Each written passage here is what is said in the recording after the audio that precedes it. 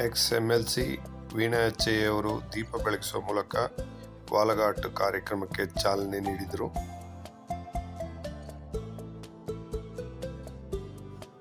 ಇದೇ ಕಾರ್ಯಕ್ರಮದಲ್ಲಿ ದೇಹದಾನ, ಕಣ್ಣಿನ ದಾನ ಮಾಡಲು ಸ್ವಇಚ್ಛೆ ಇರುವವರು ಹೆಸರು ನೋಂದಾಯಿಸಿಕೊಳ್ಳಲು ಅವಕಾಶ ಮಾಡಿಕೊಡಲಾಗಿತ್ತು.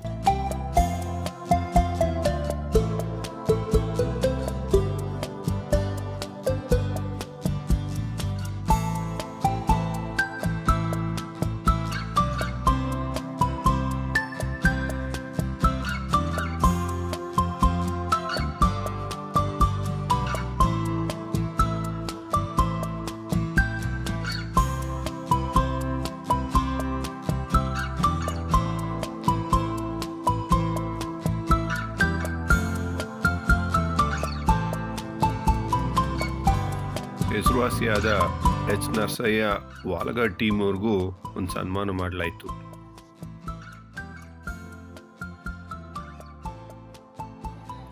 ಎಲ್ಲ ವಾಲಘಾಟ್ ಕಾರ್ಯಕ್ರಮಕ್ಕೆ ನೋಡಿ ಎಲ್ಲ ಕ್ಯೂನಲ್ಲಿ ನಿಂತು ಹೆಸರೆಲ್ಲ ನೋಂದಾಯಿಸ್ಕೋತಾ ಇದ್ದಾರೆ. ಇಲ್ಲಿ ವಯಸ್ಸಿನ ಮಿತಿ ಇಲ್ಲ.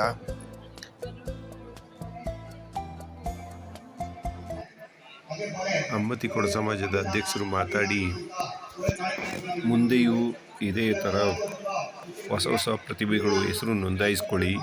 ಇದೊಂದು ಹೊಸ ಕಾರ್ಯಕ್ರಮ, ಜೊತೆಗೆ ಎಲ್ಲರಿಗೂ ತಮ್ಮ ಪ್ರತಿಭೆಯನ್ನು ತೋರಿಸೋದಕ್ಕೆ ಮುಕ್ತ ಅವಕಾಶ ಸಿಕ್ಕಿದಂಗೆ ಆಗ್ತದೆ. ಅದನ್ನು ಉಪಯೋಗಿಸ್ಕೋಬೇಕು ಅಂತ ಶುಭ ಹಾರೈಸಿದರು. ಇದು ನೋಡಿ, ಕೊಡವರ ಮದುವೆ ಸಮಾರಂಭದಲ್ಲಿ ಬಾಳೆ ಕಡಿಯೋದಕ್ಕೆ ಯೂಸ್ ಮಾಡುವಂಥ ಕತ್ತಿಯ ಮಾದರಿ, ನಿಜವಾದ ಕತ್ತಿಯಲ್ಲ. ಕೊಡವ ಸಂಪ್ರದಾಯದಲ್ಲಿ ಬಾಳೆ ಕಡಿಯೋದಕ್ಕೆ ಇದೇ ಥರ ಒಡಿ ಕತ್ತಿ ಅಂತ ದೊಡ್ಡ ಕತ್ತಿ ಯೂಸ್ ಮಾಡ್ತಾರೆ. ಇದು ಅದೇ ರೀತಿಯ ಮಾದರಿಯನ್ನು ಎಲ್ಲರಿಗೂ ಬಹುಮಾನ ಕೊಡೋದಕ್ಕೆ ಇಟ್ಟಂಥದ್ದು. ಈಗ ಅಲ್ಲಿ ಪ್ರೋಗ್ರಾಮ್ ಈಗ ಸ್ಟಾರ್ಟ್ ಮಾಡುವಲ್ಲ ವಾಲಘಾಟ್, ಅದು ಹೆಚ್ಚಕ್ಕೆ ಟೈಮಿಂಗ್ಸ್ ಎಲ್ಲ ಏನೇ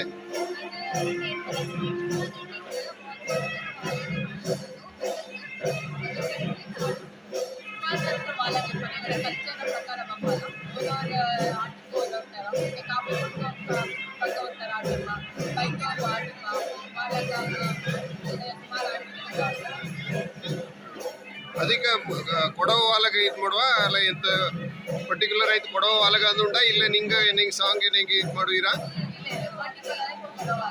ನಿಂಗಡ ಗ್ರೂಪ್ ಇಲ್ಲ, ಇಂಡಿವಿಜುವಲ್ ಅಲ್ಲ ಅದು. ಟೈಮಿಂಗ್ಸ್ 10 minutes ಅಲ್ಲ. Thank you.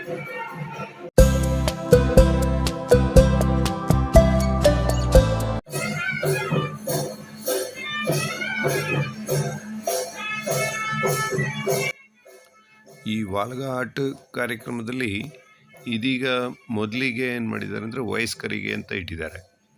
ಅಂದರೆ 60 ವರ್ಷದ ಮೇಲ್ಪಟ್ಟವರಿಗೆ, 60 ವರ್ಷ ಒಳಗಿರೋರಿಗೆ ಅವರಿಗೆ ಒಂದು ಬ್ಯಾಚ್ ಅಂತ ಮಾಡ್ತಾರೆ.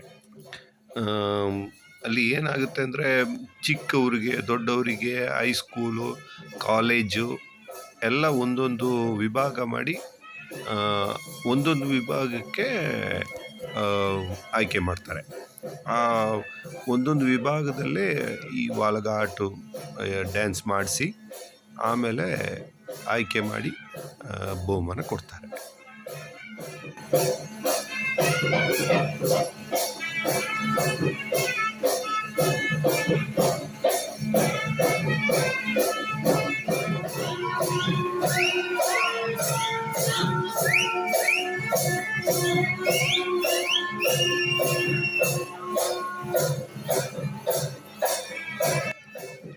ಇದು 60 ವರ್ಷ ಮೇಲ್ಪಟ್ಟ ಹೆಂಗಸರಿಗೆ ಅವಕಾಶ. ಇದರಲ್ಲೂ ಅದೇ ಥರ 60 ವರ್ಷ ಮೇಲ್ಪಟ್ಟವ್ರಿಗೂ, 60 ವರ್ಷ ಒಳಗಿರೋರಿಗೆ ಅವಕಾಶ ಇಲ್ಲ.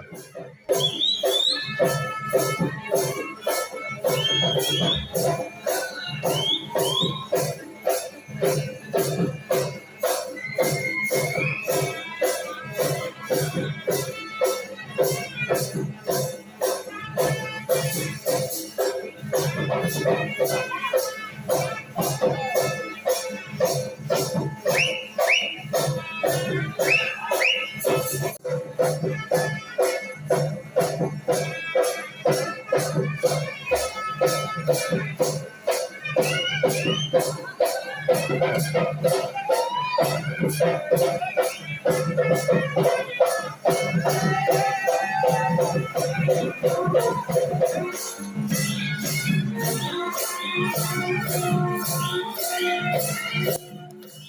ನೋಡಿ 5 ವರ್ಷ ಒಳಗಿರೋ ಪುಟಾಣಿ ಮಕ್ಕಳಿಗೆ ಅವಕಾಶ, ಅವ್ರಿಗೆ ಮಾತ್ರ ಇದು.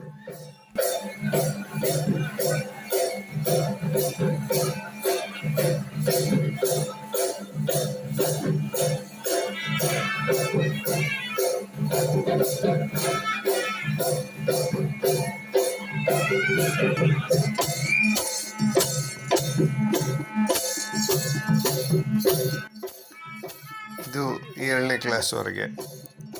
ಕ್ಲಾಸ್ವರೆಗೆ ಹೋಗೋ ಮಕ್ಕಳಿಗೆ ಇದೊಂದು ಅವಕಾಶ.